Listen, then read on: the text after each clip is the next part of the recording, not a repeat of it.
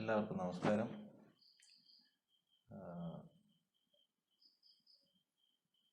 കോവിഡുമായി ബന്ധപ്പെട്ട് എല്ലാവരും വീട്ടിലിരിക്കുന്ന ഒരു സമയമാണല്ലോ. അപ്പം നമ്മുടെ പാഠ്യ വിഷയങ്ങൾ തുടരേണ്ടതുണ്ട്. അപ്പോൾ നമ്മൾ ക്ലാസ് ലാസ്റ്റ് സ്റ്റോപ്പ് ചെയ്ത സമയത്ത് നമ്മൾ സെക്കൻഡ് ഇയർ സ്റ്റുഡൻസിന് ഹീറ്റ് ട്രീറ്റ്മെൻറ്റ് എന്നുള്ള ചാപ്റ്ററാണ് അവസാനമായിട്ട് നമ്മൾ എക്സ്പ്ലെയിൻ ചെയ്തത്. അതൊരിക്കൽ കൂടി വിശദീകരിക്കാൻ ആണ് ഇപ്പോൾ നമ്മൾ ശ്രമിക്കുക. അതിന് പ്രധാനപ്പെട്ട കാര്യങ്ങളെക്കുറിച്ച് മലയാളത്തിൽ ഞാൻ എക്സ്പ്ലെയിൻ ചെയ്യാം. അതിൻ്റെ നോട്ടുകൾ ഞാൻ മാർക്ക് ചെയ്ത് നിങ്ങൾക്ക് ഇതിനോടൊപ്പം അയക്കുന്നുണ്ട്. അവ നോട്ടുകൾ എഴുതുകയും അത് പല പ്രാവശ്യം വായിച്ച് മനസ്സിലാക്കുകയും ചെയ്യണം. അപ്പോൾ നമ്മുടെ വിഷയത്തിലേക്ക് കടക്കാം. ഹീറ്റ് ട്രീറ്റ്മെൻറ്റ് എന്ന് പറഞ്ഞാൽ എന്താണ്? അതിൻ്റെ മലയാളത്തിൽ നമ്മൾ അതിനെക്കുറിച്ച് പറയുകയാണെങ്കിൽ താപപരിചരണം. ഹീറ്റ് ട്രീറ്റ്മെൻറ്റ് മീൻസ് താപപരിചരണം. എന്താണ് താപപരിചരണം എന്ന് പറയുക? Heat treatment is done on metals. ലോഹങ്ങളിലാണ് താപപരിചരണം ചെയ്യുക, അല്ലാതെ മറ്റു മെറ്റീരിയലുകളിൽ താപപരിചരണം ചെയ്യാൻ സാധിക്കില്ല, ലോഹങ്ങളിൽ. അപ്പം ഹീറ്റ് ട്രീറ്റ്മെൻറ്റിന് എന്താണ്? മെറ്റൽസിന്, ലോഹങ്ങളുടെ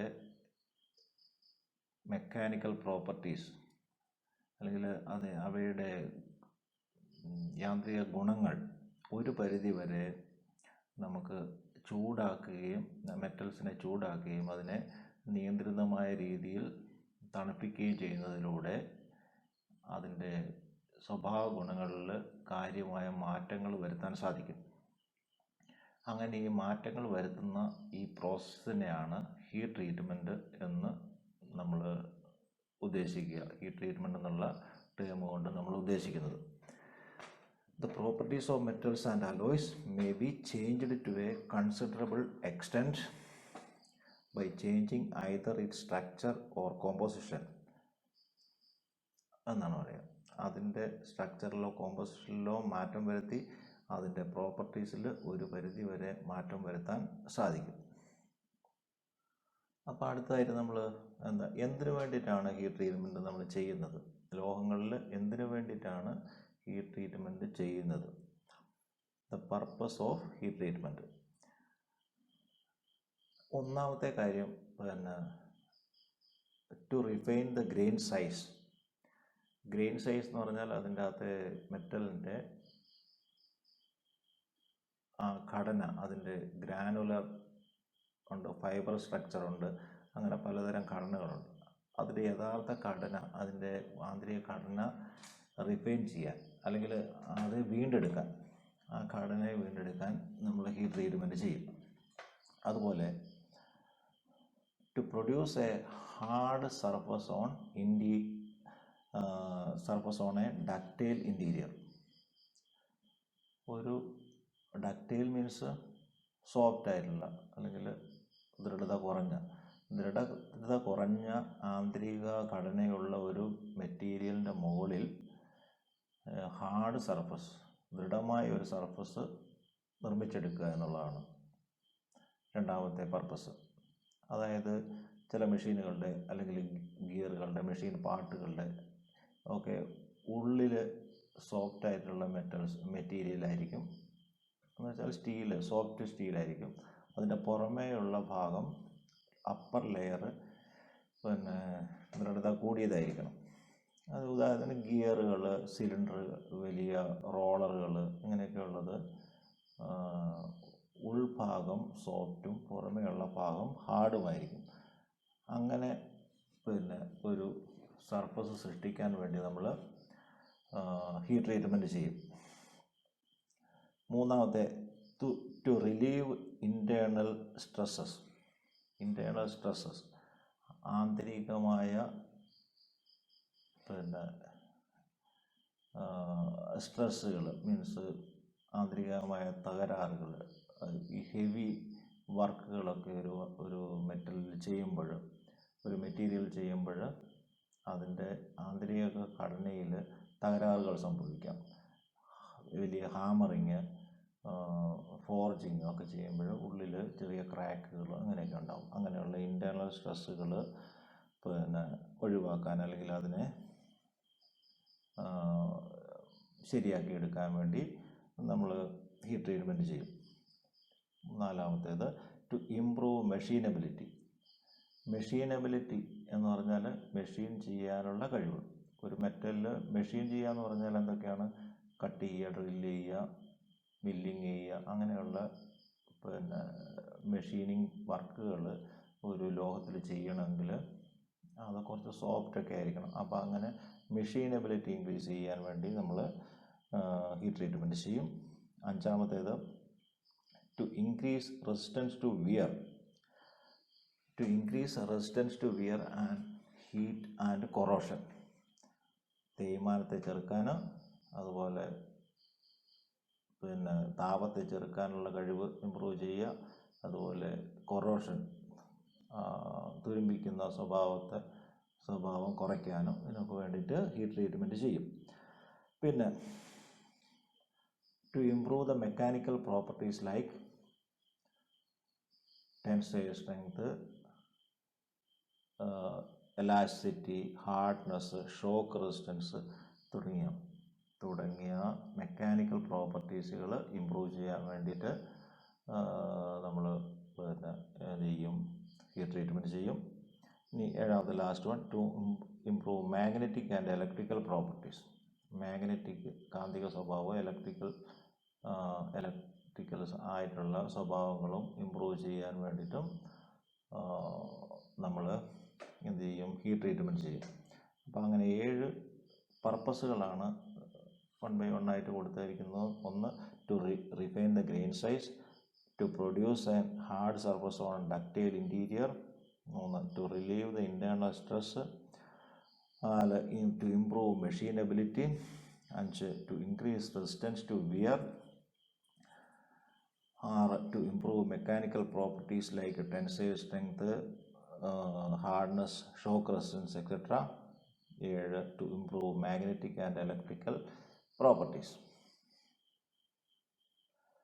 ഇനി നമ്മൾ ഈ ഹീറ്റ് ട്രീറ്റ്മെൻറ്റിനെ പറ്റി പറയുമ്പോൾ താപം കൊടുക്കുന്നതിലൂടെ ലോഹത്തിനുണ്ടാകുന്ന മാറ്റങ്ങളെക്കുറിച്ച്, structure of steel when heated. ചൂടാകുമ്പോൾ സ്റ്റീലിൻ്റെ സ്ട്രക്ചറിന് എന്താണ് സംഭവിക്കുന്നതെന്ന് നോക്കാം. അതായത് സ്റ്റീൽ ചൂടാക്കുമ്പോൾ, അല്ലെങ്കിൽ അയണല്ല, സ്റ്റീൽ ചൂടാക്കുമ്പോൾ അതൊരു നിശ്ചിത ടെമ്പറേച്ചറിൽ എത്തുമ്പോൾ, അതായത് ആ ടെമ്പറേച്ചറിന് പറയുന്ന പേരാണ് ലോവർ ക്രിട്ടിക്കൽ ടെമ്പറേച്ചർ. 723 ഡിഗ്രി സെൻറ്റിഗ്രേഡിൽ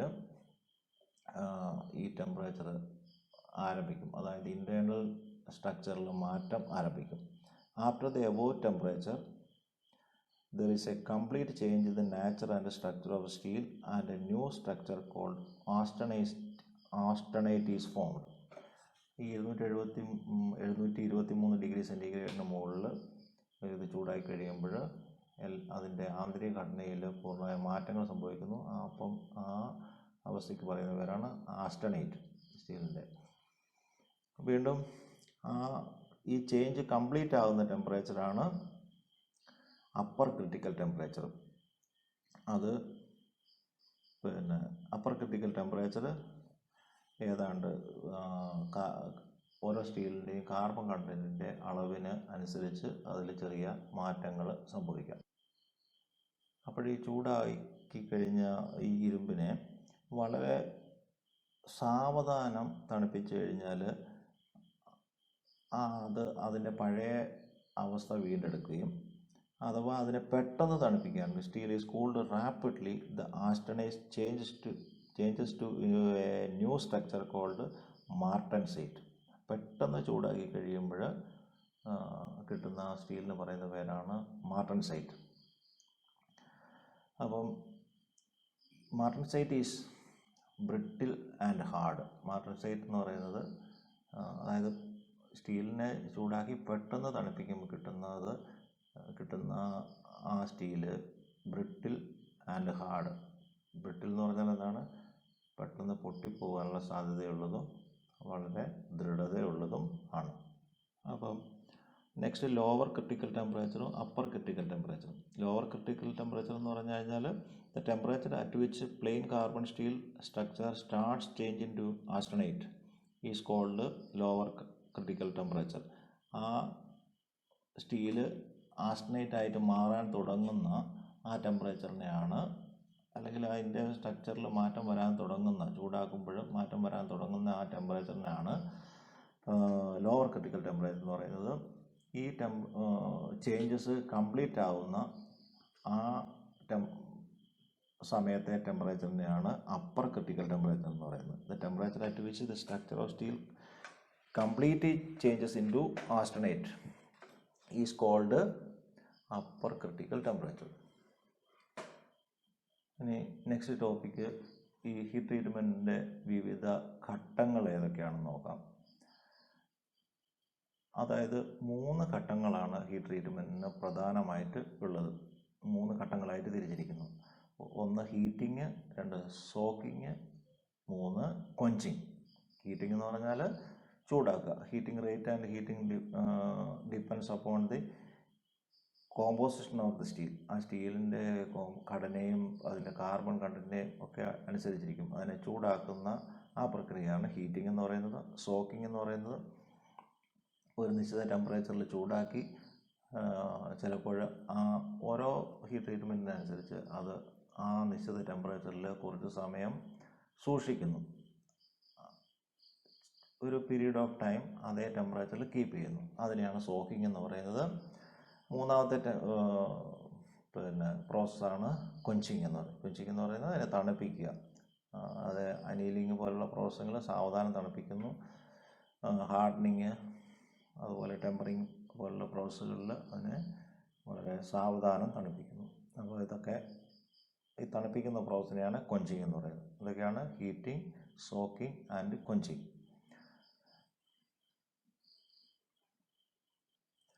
അപ്പോൾ ഈ സോക്കിംഗ് ടൈമും ക്വഞ്ചിങ് ടൈമും കാർബൺ കണ്ടൻറ്റ്, സ്റ്റീലിലെ കാർബൺ കണ്ടൻറ്റ് അനുസരിച്ച് വ്യത്യസ്തമായിരിക്കും.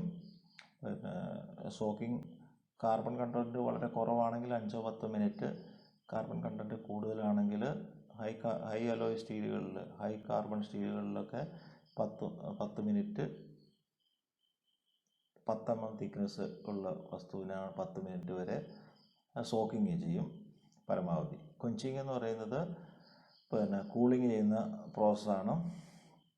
അത് കൂളിങ്ങിൻ്റെ റേറ്റിനനുസരിച്ച് നമ്മുടെ പ്രോഡക്റ്റിൻ്റെ അല്ലെങ്കിൽ ഹീറ്റ് ട്രീറ്റ്മെൻറ്റ് ചെയ്ത പ്രോഡക്റ്റിൻ്റെ സ്വഭാവത്തിൽ മാറ്റം വരുന്നു. It is a operation of rapid cooling by immersing in a hot piece in to a quenching bath. പെട്ടെന്ന് ഒരു ക്വഞ്ചിങ് മീഡിയം, അതായത് തണുപ്പിക്കാനുള്ള ഒരു മീഡിയത്തിലേക്ക് പെട്ടെന്ന് മുക്കി ഇത് തണുപ്പിച്ചെടുക്കുന്നു. അതിൻ്റെ പർപ്പസ് എന്തൊക്കെയാണ്? Quenching subsequent heat treatment develops desirable properties in a steel. Increased rate of cooling results in a greater hardness. Increased rate of cooling produces a greater hardness. പെട്ടെന്ന് തണുക്കുന്നതിനനുസരിച്ച്, എത്ര പെട്ടെന്നാണോ തണുക്കുന്നതിനനുസരിച്ച് ഹാർഡ്നെസ് കൂടും. അപ്പോൾ ഈ ക്വഞ്ചിങ് ചെയ്യുന്നതിന് മീഡിയങ്ങൾ, പല മീഡിയങ്ങൾ നമ്മൾ ഉപയോഗിക്കാറുണ്ട്. സാധാരണ ചിലപ്പോൾ വെള്ളത്തിൽ മുക്കി തണുപ്പിക്കും, പിന്നെ അതുപോലെ ഓയിലിൽ മുക്കി തണുപ്പിക്കും, അതുപോലെ വായുവിൽ തണുപ്പിക്കും, അതുപോലെ ബ്രൈൻ സൊല്യൂഷൻ, മെറ്റൽസിനെ തണുപ്പിക്കാനുള്ള ബ്രൈൻ സൊല്യൂഷനിൽ തണുപ്പിക്കാറുണ്ട്. അപ്പോൾ വാട്ടർ വളരെ ചീപ്പാണ്, എളുപ്പത്തിൽ ലഭ്യമാണ്, അങ്ങനെയൊക്കെയുള്ള അഡ്വാൻറ്റേജസ് ഉണ്ട്, മോർ എഫക്റ്റീവാണ്. ഓയിൽ എന്ന് പറയുന്നത് it is used when there is any risk of distortion. വെള്ളത്തിൽ മുക്കിക്കഴിഞ്ഞാൽ വസ്തുക്കൾക്ക് എന്തെങ്കിലും ഡിസ്റ്റോർഷൻ അല്ല അവസ്ഥാഭേദങ്ങൾ ഉണ്ടാകാൻ സാധ്യത, ക്രാക്ക് എന്നൊക്കെ ഉണ്ടാകാൻ സാധ്യതയുണ്ടെങ്കിൽ ഓയിൽ ഉപയോഗിക്കും. ബ്രൈൻ എന്ന് പറയുന്നത് പെട്ടെന്ന് ചില സോൾട്ട് സൊല്യൂഷനുകളാണ്, പെട്ടെന്ന് വളരെ സ്പീഡിൽ കൂൾ ചെയ്യാൻ സാധിക്കും. അതുപോലെ മെറ്റലിൻ്റെ പുറത്തുള്ള സ്കെയിൽ മീൻസ് മാലിന്യങ്ങൾ ഒക്കെ നീക്കം ചെയ്യാൻ ഈ ബ്രൈൻ സൊല്യൂഷൻ ഉപയോഗിക്കുന്നതുകൊണ്ട് സാധിക്കും. അതുപോലെ എയർ ഉപയോഗിക്കുന്നത്, വായു ഉപയോഗിക്കുന്നതെന്ന് പറഞ്ഞാൽ സാവധാനം തണുപ്പിക്കുന്നതിനും വായു ഉപയോഗിക്കും, ബട്ട് സ്പീഡിൽ തണുപ്പിക്കുന്നതിനും വായു ഉപയോഗിക്കും. എയർ ബ്ലാസ്റ്റ്, ശക്തമായ വായു ഫോഴ്സോടുകൂടി ഈ ഒബ്ജക്റ്റിൻ്റെ മുകളിലേക്ക് അല്ലെങ്കിൽ ഈ വർക്ക് പീസിൻ്റെ മുകളിലേക്ക് ബ്ലോ ചെയ്യും. അപ്പോൾ അങ്ങനെ വസ്തുവിനെ തണുപ്പിക്കും. അപ്പോൾ ആ ബ്ലോ ചെയ്യുമ്പോൾ അതിൻ്റെ അകത്ത് മോയ്സ്ചർ ഇല്ല എന്ന് നമ്മൾ ഉറപ്പാക്കണം. കാരണം വെള്ളത്തിൻ്റെ അംശം അതിൻ്റെ അകത്തുണ്ടെങ്കിൽ വർക്ക് പീസ് ഡാമേജ് ആവാൻ സാധ്യതയുണ്ട്. ഇനി നമ്മൾ പ്രോസസ് ഓഫ് ഹീറ്റ് ട്രീറ്റ്മെൻറ്റ്. ഏതൊക്കെയാണ് ഹീറ്റ് ട്രീറ്റ്മെൻറ്റ് പ്രോസസ്സുകൾ? 5 തരം ഹീറ്റ് ട്രീറ്റ്മെൻറ്റ് പ്രോസസ്സുകളാണ് സാധാരണയായിട്ട് മെറ്റലുകളിൽ പ്രയോഗിക്കാറ്. ഒന്നാമത്തേത് annealing, normalising, hardening, tempering, case hardening. Annealing, normalising, hardening, tempering and case hardening. ഇങ്ങനെ 5 പ്രോസസ്സുകളാണ് ഹീറ്റ് ട്രീറ്റ്മെൻറ്റിനുള്ളത്.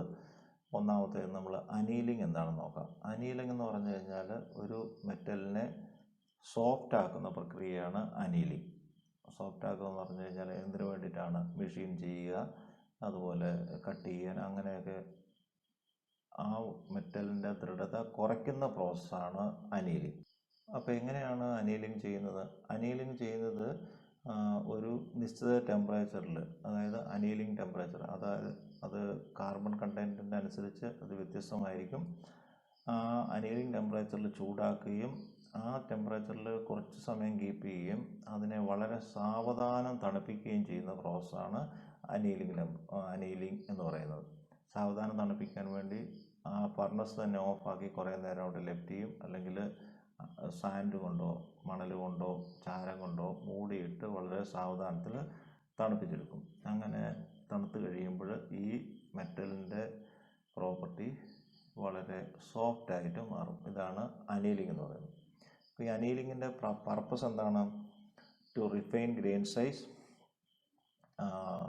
വസ്തുവിൻ്റെ യഥാർത്ഥ ആന്തരിക ഘടന വീണ്ടെടുക്കാൻ വേണ്ടി റിഫൈൻ ഗ്രെയിൻ സൈസ്. പിന്നെ ടു സോഫ്റ്റൻ ദി മെറ്റലിനെ സോഫ്റ്റ് ആകാൻ വേണ്ടി.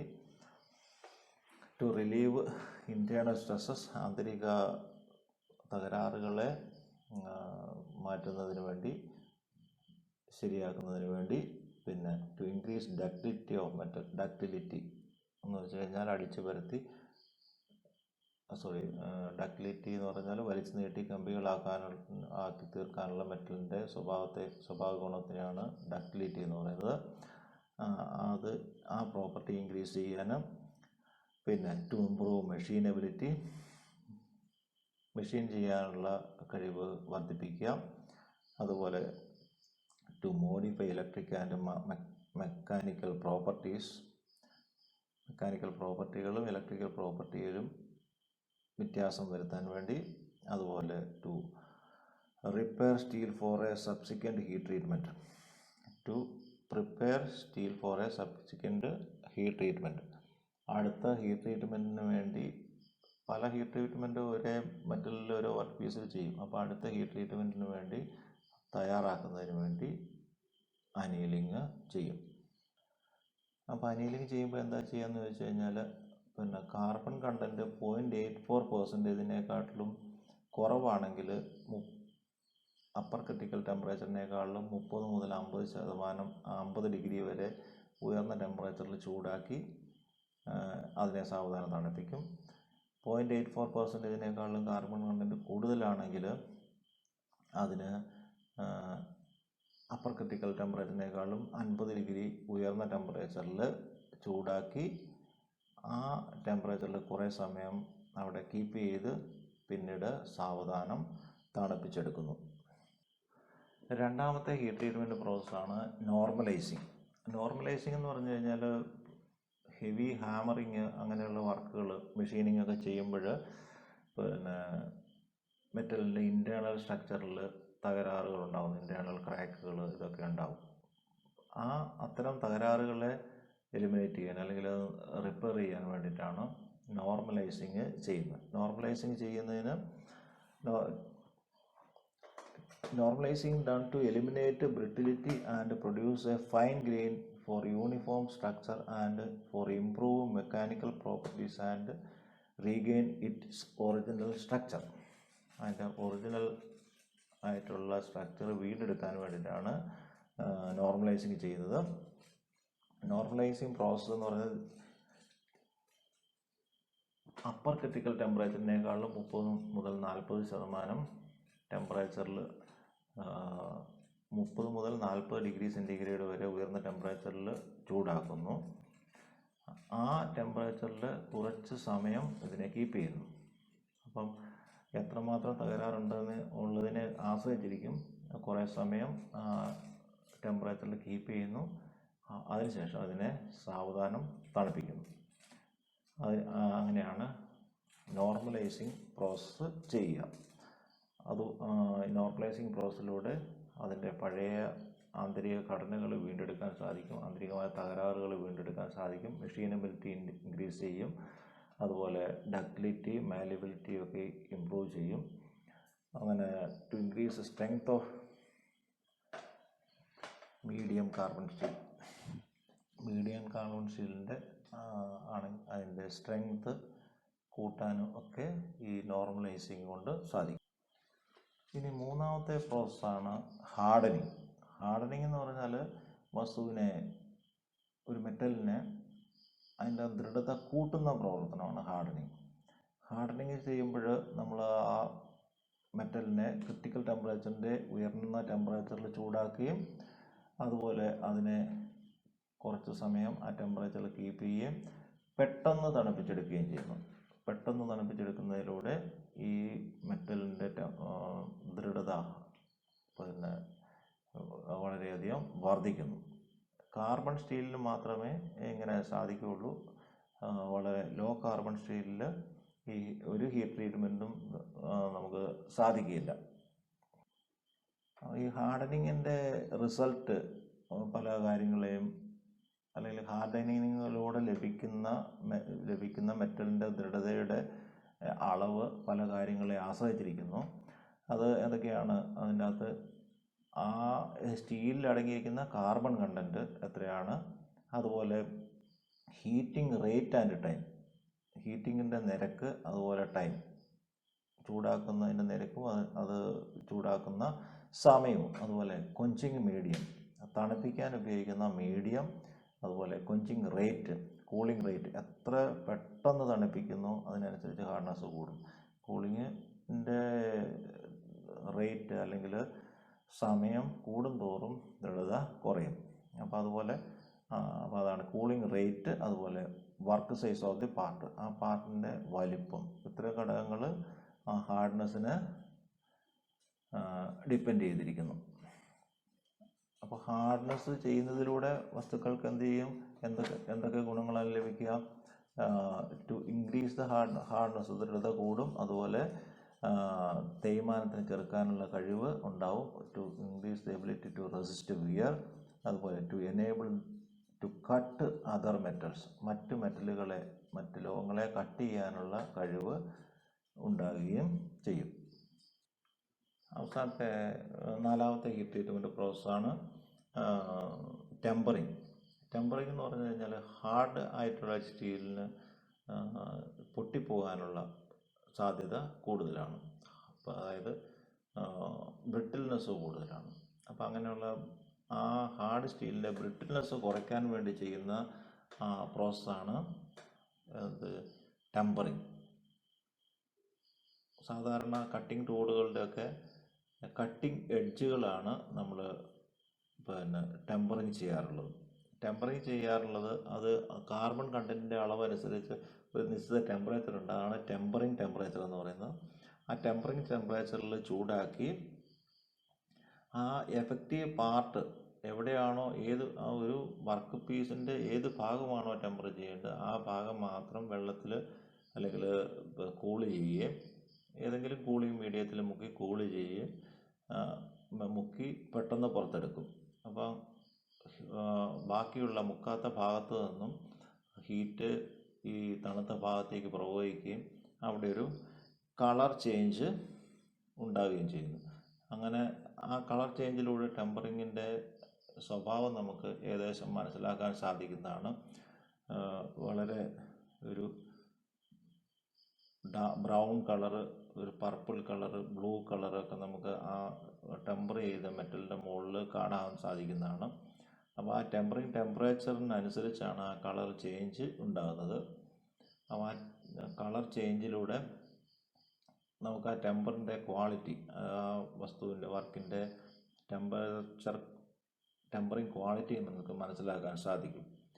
അപ്പം ബ്രിട്ടിൽനെസ്, ഹാർഡ് മെറ്റലിൻ്റെ ബ്രിട്ടിൽനെസ് ഒഴിവാക്കാൻ വേണ്ടിയിട്ടും അതുപോലെ പിന്നെ ഷോക്ക് റെസിസ്റ്റൻസ് ഉണ്ടാകാൻ വേണ്ടിയിട്ടും ഒക്കെയാണ് ടെമ്പറിങ് മെറ്റലിൽ ചെയ്യുന്നത്.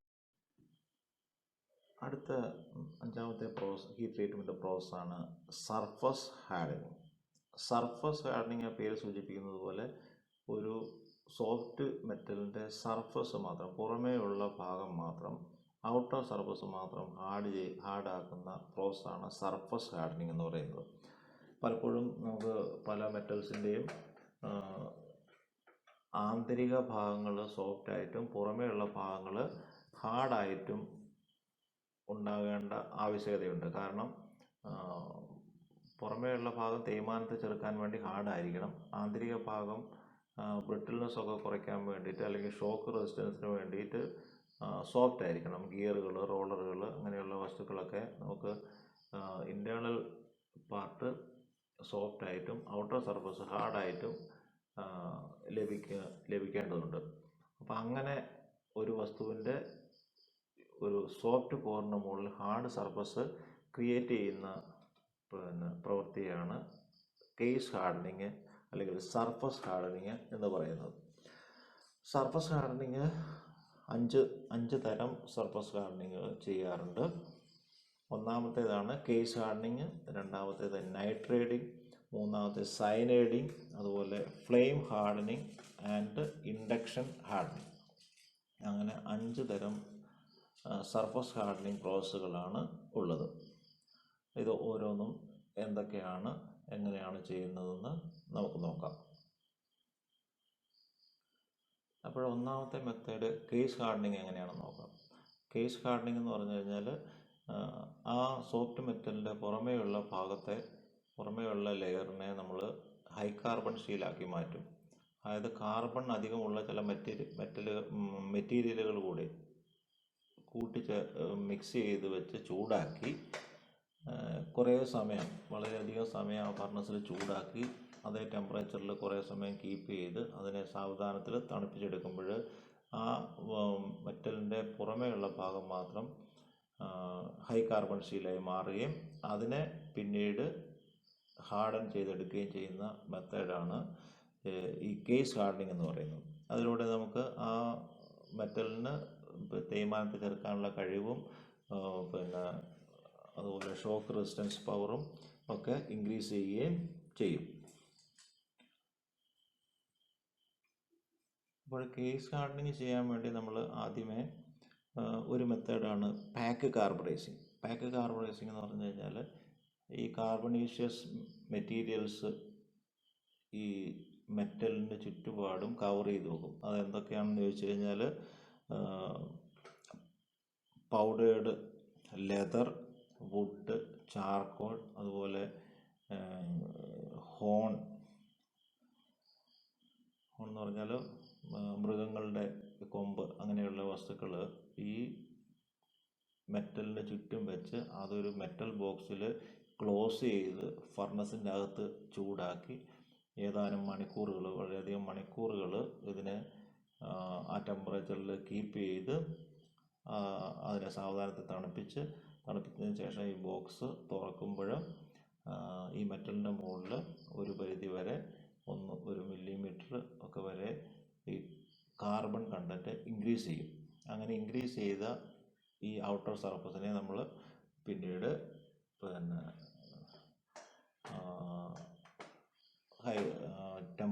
ഹാർഡനിങ് ചെയ്ത് ഹാർഡർ ഔട്ടർ സർഫസ് ഉണ്ടാക്കിയെടുക്കുന്നു. അപ്പോഴാണ് പാക്ക് കാർബേഴ്സിങ്ങിൽ കാർബണീഷ്യസ് മെറ്റൽ വസ്തുക്കളെ പാക്ക് ചെയ്ത് ചൂടാക്കി മെറ്റലിനെ അല്ലെങ്കിൽ സ്റ്റീലിനെ ഹൈ കാർബൺ സ്റ്റീലാക്കി, ഔട്ടർ സർഫസ് ഹൈ കാർബൺ സ്റ്റീലാക്കി മാറ്റുന്നു. ഇനി രണ്ടാമത്തെ മെത്തേഡ് ലിക്വിഡ് കാർബറൈസിങ്. ഈ ലിക്വിഡ് കാർബറൈസിങ്ങിൽ ഈ മെറ്റൽ പാർട്ടിനെ നമ്മൾ sodium cyanide, sodium carbonate, barium chloride തുടങ്ങിയ സൊല്യൂഷനുകളിൽ മുക്കി ചൂടാക്കുന്നു. അതായത് 850 ഡിഗ്രി സെൻറ്റിഗ്രേഡ് വരെ ഉയർന്ന ടെമ്പറേച്ചറിൽ ചൂടാക്കുന്നു. ഈ പ്രക്രിയയിലൂടെ മെറ്റലിൻ്റെ ഔട്ടർ സർഫസിൽ കാർബൺ കണ്ടൻറ്റ് ഇൻക്രീസ് ചെയ്യുന്നു. ആ കാർബൺ കണ്ടൻറ്റ് ഇൻക്രീസ് ചെയ്തതിനെ പിന്നീട് ഹാർഡൻ ചെയ്ത് കേസ് ഹാർഡനിങ് ചെയ്യാവുന്ന. അടുത്തത് ഗ്യാസ് കാർബറൈസിങ്. ഗ്യാസ് കാർബറൈസിങ് എന്ന് പറഞ്ഞാൽ ഒരു എയർ ടൈറ്റ് കണ്ടെയ്നറിനുള്ളിൽ ഈ വർക്ക് പീസ് അല്ലെങ്കിൽ സ്റ്റീലിനെ സ്ഥാപിക്കുകയും ആ കണ്ടെയ്നറിനുള്ളിലൂടെ ഉന്നത മർദ്ദത്തിലുള്ള മീഥെയിനോ അല്ലെങ്കിൽ പ്രൊപ്പെയിൻ ഗ്യാസോ ആ കണ്ടെയ്നറിലൂടെ സർക്കുലേറ്റ് ചെയ്യുന്നു. മീഥെയിൻ അല്ലെങ്കിൽ പ്രൊപ്പെയിൻ ഗ്യാസ് ആ കണ്ടെയ്നറിലൂടെ സർക്കുലേറ്റ് ചെയ്യുമ്പോൾ, കുറേ നേരം സർക്കുലേറ്റ് ചെയ്യുമ്പോൾ ഈ മെറ്റലിൻ്റെ മുകളിൽ കാർബൺ കണ്ടൻറ്റ് ഇൻക്രീസ് ചെയ്യുന്നു. ഇനി മറ്റൊരു സർഫസ് ഹാർഡനിങ് മെത്തേഡാണ് നൈട്രേറ്റിംഗ് എന്ന് പറയുന്നത്. കാർബൺ കണ്ടൻറ്റ് ഇൻക്രീസ് ചെയ്യുന്നത് പോലെ നൈട്രജൻ ആ മെറ്റലിൻ്റെ അല്ലെങ്കിൽ സ്റ്റീൽ സർഫസിലേക്ക് ആഡ് ചെയ്യുകയാണെങ്കിൽ അതിൻ്റെ ഹാർഡ്നെസ് വളരെയധികം ഇൻക്രീസ് ചെയ്യും. അപ്പോൾ അങ്ങനെ നൈട്രജൻ ആഡ് ചെയ്യുന്നതിന് വേണ്ടിയിട്ട്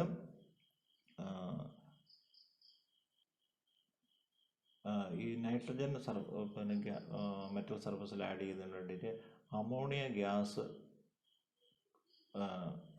ഉള്ളൊരു കണ്ടെയ്നറിൽ ഈ മെറ്റലിനെ ചൂടാക്കുന്നു. അങ്ങനെ ചൂടാക്കി കഴിയുമ്പോൾ ആ മെറ്റലിൻ്റെ സർഫസിൽ നൈട്രജൻ്റെ അളവ് കൂടുകയും മെറ്റൽ ഹാർഡാവുകയും ചെയ്യും. അതാണ് നൈട്രേറ്റിംഗ് എന്ന് പറയുന്ന പ്രോസസ്സ്. ക്രാങ്ക് ഷാഫ്റ്റുകൾ, ഗിയറുകൾ, അതുപോലെ മറ്റുപോലെ അലോയ് സ്റ്റീലുകൾ ഉണ്ടാക്കുന്ന പല ഓട്ടോമൊബൈൽ പാർട്ടുകളും ഈ നൈട്രേറ്റിങ്ങിലൂടെയാണ് നമ്മൾ സർഫസ് ഹാർഡനിങ് ചെയ്യുന്നത്. അത് രണ്ട് തരം നൈട്രേറ്റിംഗ് ഉണ്ട്. ഗ്യാസ് നൈട്രേറ്റിങ്ങും സാൾട്ട് ബാത്ത് നൈട്രേറ്റിങ്ങും. അപ്പം ഈ നൈട്രേറ്റിംഗ് പ്രോസസ്സ് കൂടുതലായിട്ടും ഉപയോഗിക്കുന്നത് അലോയ് സ്റ്റീലുകളിലാണ്. മൂന്നാമതായി മറ്റൊരു തരത്തിലും ഈ സർഫസ് ഹാർഡനിങ് ചെയ്യാം. അതിനാണ് സയനൈഡിങ് എന്ന് പറയുന്നത്. ഈ പ്രോസസ്സിൽ പുറമേയുള്ള സ്റ്റീലിൻ്റെ പുറമേയുള്ള ഭാഗം ലോവർ കാർബൺ സ്റ്റീൽ ഹീറ്റ് അതിനെ 800 മുതൽ 850 ഡിഗ്രി സെൻറ്റിഗ്രേഡ് വരെ ചൂടാക്കുകയും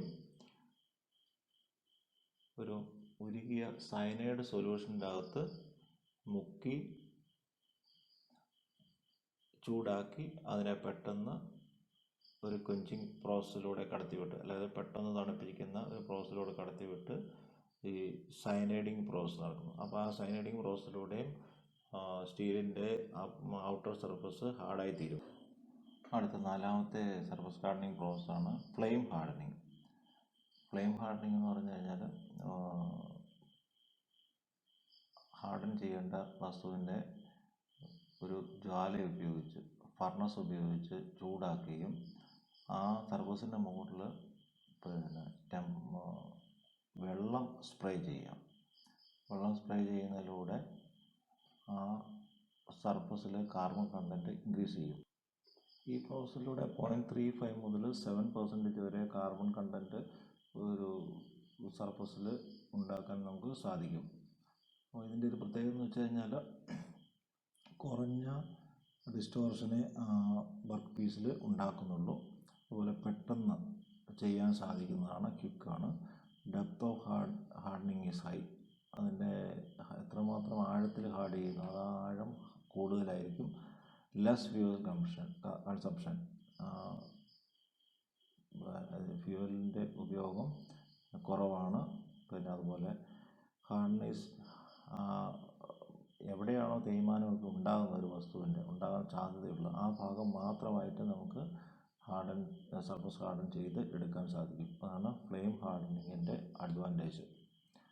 ഇനി അഞ്ചാമത്തേതാണ് induction hardening. Last one induction അപ്പോൾ ഇൻഡക്ഷൻ ഹാർഡനിങ്ങിൽ നമുക്ക് ഹാർഡൻ ചെയ്യേണ്ട വസ്തുവിനെ, മെറ്റലിനെ ഒരു ഹൈ ഫ്രീക്വൻസി ഇൻഡക്ഷൻ കോയിലിനുള്ളിൽ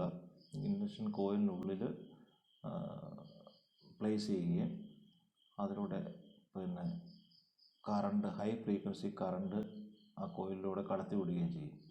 അപ്പോൾ ആ ഹൈ ഫ്രീക്വൻസി കറണ്ട് കടത്തിവിടുന്നതിലൂടെ ഈ മെറ്റലിൻ്റെ, സ്റ്റീലിൻ്റെ ഹാർഡ്നെസ് ഇൻക്രീസ് ചെയ്യുന്നു. ഈ സപ്ലൈ ഫ്രീക്വൻസിക്ക് ആനുപാതികമായിരിക്കും അതിൻ്റെ ഡെപ്ത് ഓഫ് ഹാർഡൻ സർഫസ്. അതിൻ്റെ ആഴം എത്ര കൂടുന്നു എന്നുള്ളത് ആ സപ്ലൈ ഫ്രീക്വൻസിയെ ആശ്രയിച്ചിരിക്കും. ഇത് പെട്ടെന്ന് ചെയ്യാൻ പറ്റുന്ന ഒരു പ്രോസസ്സാണ്. അതുപോലെ സാധാരണഗതിയിൽ ക്രാങ്ക് ഷാഫ്റ്റിനും ആക്സിലുകൾ അങ്ങനെയുള്ള ഓട്ടോമൊബൈൽ പാർട്ടുകളിൽ സർഫസ് ഹാർഡനിങ് ചെയ്യാൻ ഇൻഡക്ഷൻ ഹാർഡനിങ് മെത്തേഡാണ് ഉപയോഗിക്കാറ്. അപ്പോൾ ഈ ഇൻഡക്ഷൻ ഹാർഡനിങ്ങിൻ്റെ അഡ്വാൻറ്റേജസുകൾ എന്തൊക്കെയാണെന്ന് ചോദിച്ചാൽ, പെട്ടെന്ന് ചെയ്യാൻ സാധിക്കും, റാപ്പിഡ് പ്രോസസ്സാണ്. അതുപോലെ നോ സ്കെയിലിംഗ് എഫക്റ്റ്, അതിൻ്റെ മുകളിൽ മാലിന്യങ്ങളോ റസ്റ്റോ ഒന്നും ഉണ്ടാകാനുള്ള സാധ്യതയില്ല. അതുപോലെ സർഫസ് ഹാർഡ്നെസ് നമുക്ക് കറണ്ടിൻ്റെ അളവ് കൺട്രോൾ ചെയ്യുന്നതിലൂടെ സർഫസ് ഹാർഡ്നെസ് കൺട്രോൾ ചെയ്യാൻ സാധിക്കും. ഡെപ്ത് ഓഫ് ഹാർഡ്നെസ്സും അതുപോലെ കറണ്ടിൻ്റെ അളവ് കൺട്രോൾ ചെയ്യുന്നതിലൂടെ ഡെപ്ത് ഓഫ് ഹാർഡ്നെസ് കൺട്രോൾ ചെയ്യാൻ സാധിക്കും. അതുപോലെ വർക്ക് പീസിൻ്റെ ഡീഫോർമേഷൻ വളരെ കുറവായിരിക്കുകയും ചെയ്യും. ഇതാണ് ഇൻഡക്ഷൻ ഹാർഡനിങ്ങിൻ്റെ അഡ്വാൻറ്റേജ്. അപ്പോൾ നമ്മൾ 5 തരം കേസ് ഹാർഡനിങ് മെത്തേഡുകൾ പഠിച്ചു. ഒന്നാമത്തേത് കാർബറൈസിങ് മെത്തേഡ്, രണ്ടാമത്തേത് നൈട്രേറ്റിങ്, മൂന്നാമത്തേത് സയനൈഡിങ്, നാലാമത്തേത് ഫ്ലെയിം ഹാർഡനിങ്, അഞ്ചാമത്തേത് ഇൻഡക്ഷൻ ഹാർഡനിങ്. ഇതാണ് different type of surface hardening methods. അതിനകത്ത് പ്രധാനമായിട്ടുള്ളത് നമ്മുടെ കേസ് ഹാർഡനിങ് ആണ്. അത് വളരെ പുരാതനമായിട്ട് പണ്ട് മുതലേ ഉപയോഗിച്ചുകൊണ്ടിരിക്കുന്ന ചീപ്പായിട്ടുള്ള, ഈസി ആയിട്ടുള്ള മെത്തേഡാണ്. വളരെ ഓൾഡസ്റ്റ് മെത്തേഡാണ് കേസ് ഹാർഡനിങ് എന്ന് പറയുന്നത്. അതായത് ഔട്ടർ സർഫസ്, സോഫ്റ്റ് സ്റ്റീലിൻ്റെ ഔട്ടർ സർഫസിൻ്റെ കാർബൺ കണ്ടൻറ്റ് ഇൻക്രീസ് ചെയ്യുകയും അതിനെ പിന്നീട് ഹാർഡൻ ചെയ്യുന്ന മെത്തേഡാണ് കേസ് ഹാർഡനിങ്. അതിന് ആ ഔട്ടർ സർഫസ് ഹാർഡൻ ചെയ്യുന്നതിന് പല മെത്തേഡ് ഉപയോഗിക്കുന്നുണ്ട്. Liquid carburising, gas carburising, pack carburising, അങ്ങനെ 3 മെത്തേഡുകൾ ഉപയോഗിക്കാറുണ്ട്. ഇനി ഈ കാർബറൈസിങ് അല്ലാതെയുള്ള മെത്തേഡുകളാണ് നൈട്രേറ്റിങ്ങും സയനൈഡിങ്ങും ഫ്ലെയിം ഹാർഡനിങ്ങും അതുപോലെ ഇൻഡക്ഷൻ ഹാർഡനിങ്. അപ്പോൾ ഇത്രയാണ് നമുക്ക് ഹീറ്റ് ട്രീറ്റ്മെൻറ്റിനെ കുറിച്ച് പഠിക്കാനുള്ളത്. എല്ലാ